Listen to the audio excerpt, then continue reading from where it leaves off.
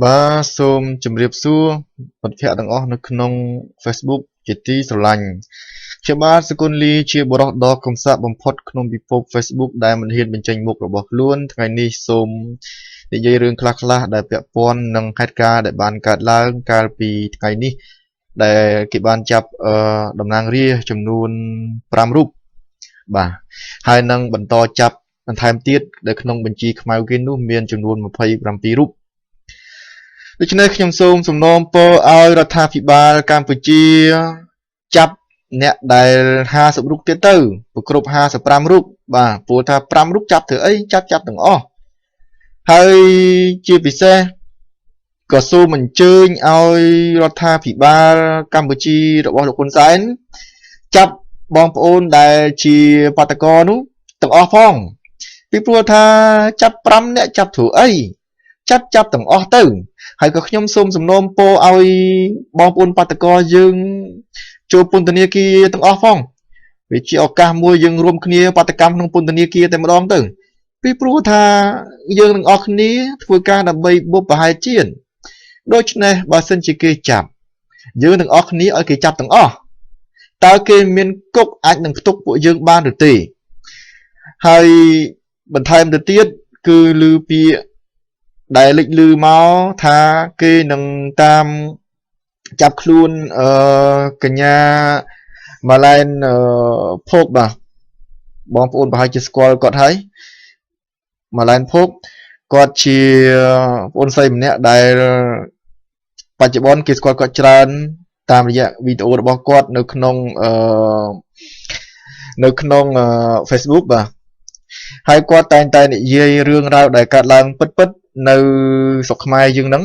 រឿងពុករលួយគាត់មិនបញ្ចេញឈ្មោះទេគាត់និយាយជាប្រព័ន្ធបាទពុករលួយរបស់តុលាការរបស់មន្ត្រីមួយចំនួនដែលមិនបានប្រព្រឹត្តទៅតាមបទបញ្ជាដែលពីថ្នាក់លើបញ្ជាមកនោះហើយគេថាគេនឹងត្រៀមចាប់គាត់នៅឯប្រលានយន្តហោះពោធិ៍យន្តតុងនៅពេលដែលគាត់បានលឺភ្លាមគាត់គិតចង់ចុះទៅស្រុកខ្មែរភ្លាមផងដែរដើម្បីតទល់ជាមួយពួកអាជ្ញាធរទាំងអស់នោះ តើចង់ចាប់គាត់ពីបទអ្វីចង់ប្រើច្បាប់ស្រុកឬប្រើច្បាប់ព្រៃគាត់សួរអញ្ចឹងណាហើយដូចតំណាងរាស្ត្រទាំង5រូបដែលត្រូវបានសមត្ថកិច្ចចាប់ខ្លួននោះគេថាដោយសារមានពាក្យបណ្ដឹងពីជនរងគ្រោះចុះចំពោះកញ្ញាម៉ាឡែនភោគវិញតើអ្នកណាជាអ្នកបណ្ដឹងគាត់សូមបង្ហាញឈ្មោះផង បើសិនជារកឈ្មោះមិនបានទេខ្ញុំផ្ទាល់សុគន្ធលីខ្ញុំសូមចូលខ្លួនជាដើមបណ្ដឹងខ្ញុំបាទសុគន្ធលីសូមប្តឹងកញ្ញាម៉ាឡែនភោគពីបទលួចបេះដូងរបស់ខ្ញុំព្រោះបេះដូងរបស់ខ្ញុំត្រូវកញ្ញាលួចបាត់ទៅហើយព្រោះថាខ្ញុំលួចស្រឡាញ់គេតែគេអត់ស្រឡាញ់ខ្ញុំហើយធ្វើឲ្យខ្ញុំមានទុក្ខរីងរៃយ៉ាងខ្លាំង អត់បាយអត់ទឹកពិបាកទាំងផ្លូវកាយទាំងផ្លូវចិត្តដូច្នេះសូមលោកអាជ្ញាធរជួយចាប់ខ្លួនកញ្ញាម៉ាឡែនភោគផងបាទហើយ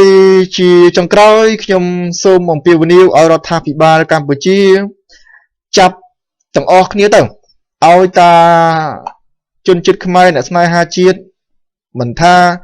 វងបាតកោបច្ចុប្បន្នមិនថា អ្នកធ្វើការមិនថាអ្នករកស៊ីដែលគេស្នេហាជាតិសូមអស់លោកចាប់ពួកគេទៅ